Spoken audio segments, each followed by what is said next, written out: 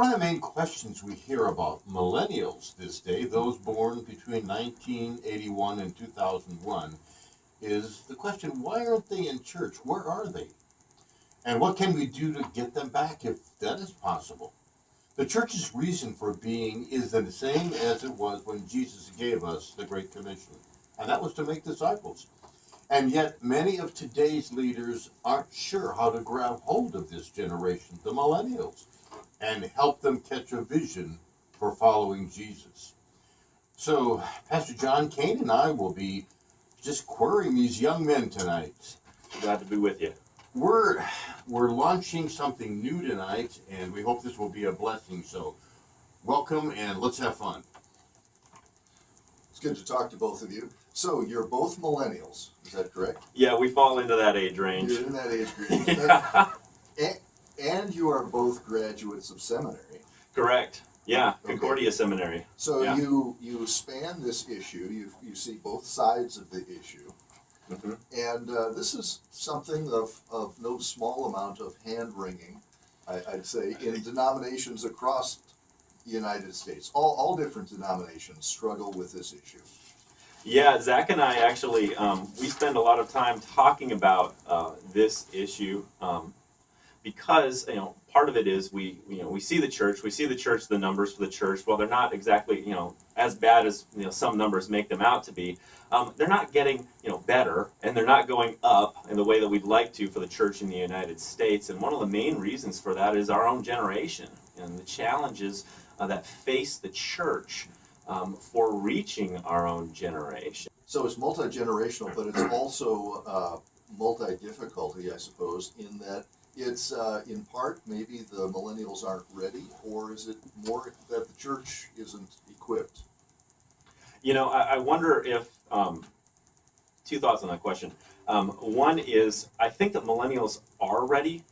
They're just not necessarily ready ready to become main church, big givers, big attenders. These guys are going to be here like every other Sunday, which is good church attendance nowadays. Twice a month, statistically speaking, is really rock solid church attendance. So they're not ready for that necessarily, many millennials, because one of the things that millennials love to do is they're always waiting for the absolute best opportunity, to spend their time. So, church is a good opportunity for some of them, if they're into church or if they're into following Jesus or marginally following Jesus. One of the things that they're going to wait for, do I have a better opportunity on that, at that evening time slot if I'm to go to worship? Would I go to worship? Or maybe I'll go with my friends over to the game or something like that. So, they're kind of like, last minute preparers waiting for that best opportunity. Another thing is that I think that the church as a whole, I'm not sure the church is ready to handle the big questions that that millennials are facing and the answers that they already are bringing with them, like via Google or via, or Bing or Yahoo or whatever your search engine of choice is, or wherever you're getting your data from. Perhaps the church isn't ready to handle or hasn't thought through how to handle the questions that millennials are bringing and the support that millennials are going to bring with them to counter the traditional arguments that the church uses in certain scenarios. I heard on the news that it was world news that the Queen of England had missed 2 Sundays and is now back in church. And we just don't see that kind of leadership here in this country.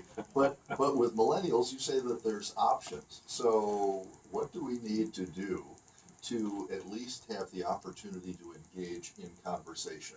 Is it a matter of giving opportunities for leadership? I guess there's two aspects to that freedom. One is that you want to kind of hand them the keys, and you kind of, there's some wisdom that needs to be applied there, because not everyone is ready for leadership, and not everyone, you got to measure discipleship or measure spiritually aware, like how ready is this individual to handle a certain ministries in the congregation? How ready are they to lead in a congregational level? But at the other side of it is, it's handing that key off and being willing to say, yeah, you take this, and not just be like, and as soon as you mess up, I'm gonna pull the key back, because I'm not gonna give you any freedom to do that. The other thing that churches really can do there, though, their young folk is teach their older generations that are now retiring. You know, 'cause the church also has another segment of the population that they don't know quite what to do with. You got a bunch of baby boomers that are retiring in the near future and have a lot of time and resources on their hands. You know, one of the things the church needs to recognize also is that, you know, is there a place for those boomers to lead from the side and help, you know, shape and form these millennials? Well, you know, because while not necessarily being up front, let the millennial be up front, let the younger folks be up front, but, you know, you're leading from the side, you're shaping, you're guiding, you're discipling them so that they are being formed into good leaders, and so that there's, so you got both, and the church is still being guided and shaped by the wisdom that brought it to where it is, but at the same time, millennials have the opportunity to, you know, be that upfront person. Is one of the ways and one of the challenges of the church. How do you do that? How do you go about making that happen? What about biblical authority? What is the relationship between biblical authority and our listeners when they're millennials, and how do we get into that area of relationship? Millennials are really totally fine with holding two completely opposite things in tension, both true at the same time. You know, what is true for you is not necessarily true for me, and I'm okay with that. You know, and they can both be true, because, you know, as long as it's good for you, and as long as it's good for me, and as long as we're not judging each other based on that, we can do that. So, you know, you know, logically speaking, there's some challenges there as well, because, you know, we come at this from a perspective as Jesus followers saying, no, there's true truth. You know, there is true truth. There's none of this relative stuff. You know, at the end of the day, there's true truth to deal with, and so millennials, particularly one growing up in the Western world, is not going to say, well, no, that's not right. There's stuff that's true for other people, and that's not necessarily true for me. You know, so we have to, and speaking that truth lovingly, relationally, absolutely, but speaking the truth, because chances are, you know, especially if this is a millennial, a young person in their 20s, in their early 30s, maybe they're not married yet, maybe they don't have kids yet, maybe they just got married, maybe they've been out of the church for a decade or so. Chances are they know Scripture. You know, so they'll know what Scripture says, and they'll know when you're equivocating to a certain extent, or they can Google it real quick to see what's up. So, you know, they'll fact check you. Like right before the message, or right before the message starts, like, I'll just tell them, you know, I know you're gonna fact check. So, you know, just do it. It's fine. I know you're gonna do it, so it doesn't bug me. Go ahead and do it, you know. When John and I were at the prison here not too long ago, we were talking to one of the classes that we interviewed, and one of the things that one in the junior class said, over here you got to be real or genuine. That equivocates to exactly where you are in terms of your relationship and the millennials' relationship with the church. There's got to be a realness about it, but at the same time a genuineness. Can you always know that genuineness coming from people like us who are quite a bit older, especially me?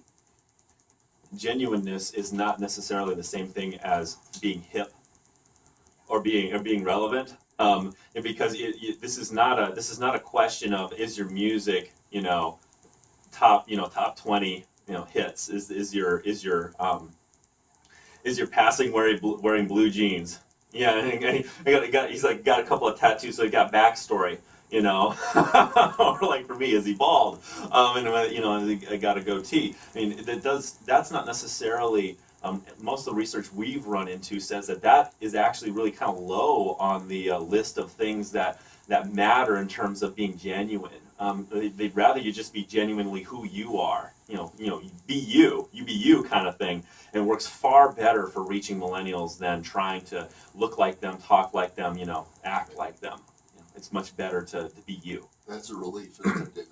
Oh, yeah. Well, it's incredibly freeing for the church, Sure. because now all of a sudden we can just be more about genuinely reflecting Jesus and His work in our lives as He's uniquely instanced in our own personal life, than it is trying to fit some cookie cutter mold that the culture says is going to attract a certain age demographic that you may or may not be lacking in your congregation. All right. Yeah. I'd like to remind our listeners that we're speaking with a couple of pastors who happen to be millennials also, Reverend Nathan Misch of Pearland, Texas, and Reverend Zachary Misch from Mesa, Arizona, and they are brothers. I'd like to also remind our listeners that you are listening to a radio program called Engaging Truth, and that is the work of ELM Ministries. If you'd like more information about us, please visit our website, ELM Houston, and go to elmhouston.org. There you can find past shows in a searchable database. You'll find more information about Pastor Schultz and myself. And there's also a way to donate online to support our work to reach out with the relevancy of the gospel of Jesus Christ around the globe. So, as we talk about millennials and the lack of universal truth, is there an angle there to say we're all subject to gravity? To bring it to some point of commonality and say, you know, there are certain things that we all recognize that are good for us. Do we start with something logical like that, or do we start with, let's say, a social ministry or a mission outreach or something that's hands-on? This is not a short game kind of deal. This could be an incredibly long game. The other side of that too is because you're looking at the long game and not just short like sort of steps towards this, but looking at, well, what is this gonna am I willing to invest in this person for 5, 10, 15 years before they even come grace the church with their presence. The other side of that then is, does your church provide space outside of the congregation, outside of the four walls of the church, for there to be these relational opportunities? Are you hosting stuff in your home? Are you engaging with not just the quote unquote millennial, the kind of pie in the sky millennial, but the person who's next door to you or above you or below you? For my wife and I, the challenge is we live in an apartment complex. And living in this apartment complex, there's a lot of millennial-aged individuals around that area who don't necessarily want to know anything about who you are as a person, because we're all kind of got our apartment doors, and it's just what it is. So, in that sense, the challenge is, how do you provide a space to engage millennials outside of the church where they can where there's a comfortability of having a spiritual conversation, where they won't feel overwhelmed by church people.